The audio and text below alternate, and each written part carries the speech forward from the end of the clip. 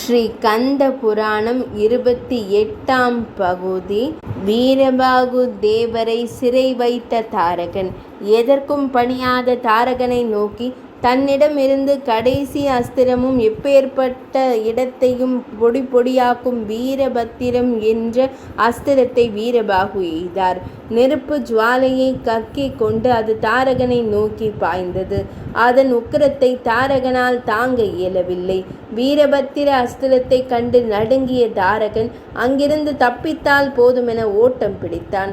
கிரௌஞ்ச மலைக்குள் அவன் புகுந்து தனது வடிவத்தை சுருக்கி கொண்டு ஒரு குகையில் ஒளிந்திருந்தான். தேவ படைகள் ஆரவாரம் செய்தன.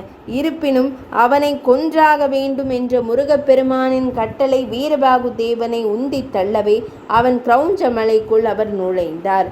உள்ளே சென்றாரோ இல்லையோ, பொறியில் சிக்கிய எலி போல் மாட்டிக்கொண்டார்.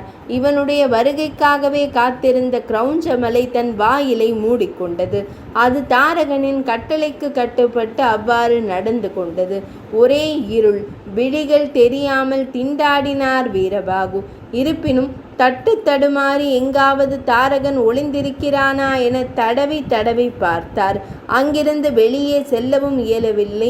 முருகா, இதென்ன சோதனை? வீரபாகு என்ற சொல் கேட்டால் உலகமே நடுங்கிய காலம் நிறைவடைந்து விட்டதா? என் வீர சரிதம் அவ்வளவுதானா? உன் கட்டளையை நிறைவேற்றாமல் தோற்று விடுவேனோ? உமாதேவியின் மைந்தனே, என்ன செய்வது என்று எனக்கு புரியவில்லையே என முருகனை தியானித்தார் வீரபாகு தேவர்.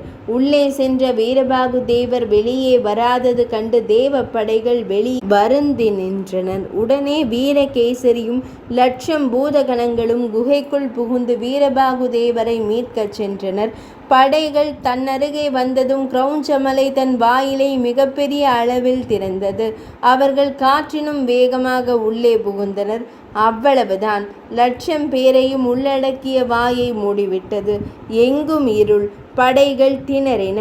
இதுதான் சமயமென வெளியே நின்ற தேவ படைகளை அசுரர்கள் துவம்சம் செய்தனர். அவர்கள் அலறியடித்து கொண்டு ஓடினர். தாரகன் வேறொரு வாயில் வழியாக வெளியேறிவிட்டான். அட்டகாசமாக சிரித்தான். வீரபாகுவாம் வீரபாகு, அவனை ஒழித்து விட்டேன் என ஆர்ப்பரித்து சிரித்தான். அசுரப்படைகள் ஹோவென எழுப்பிய கூச்சல் அந்த பகுதியை நிலநடுக்கம் ஏற்பட்டது போல் நடுங்கச் செய்தது. அப்போது நாரத மாமுனிவர் அங்கு வந்தார். சிதறி ஓடிய படையை கண்டார். உடனடியாக முருகப்பெருமானை தஞ்சமடைந்தார். முருகா, தாம் இருந்தும் இவ்வாறு நிகழலாமா? தாரகாசுரன் தமது தம்பி வீரபாகு, வீரகேசரி ஆகியோரை கிரௌஞ்ச மலையிடம் ஒப்படைத்து விட்டான். இப்போது அவர்கள் உயிரோடு இருக்கிறார்களா இல்லையா என்பதே தெரியவில்லை. இன்னும் தாம் இதுபோல் அமைதியாயிருந்தால் தேவர்களின் இனமே அழிந்தாலும் ஆச்சரியப்படுவதற்கில்லை.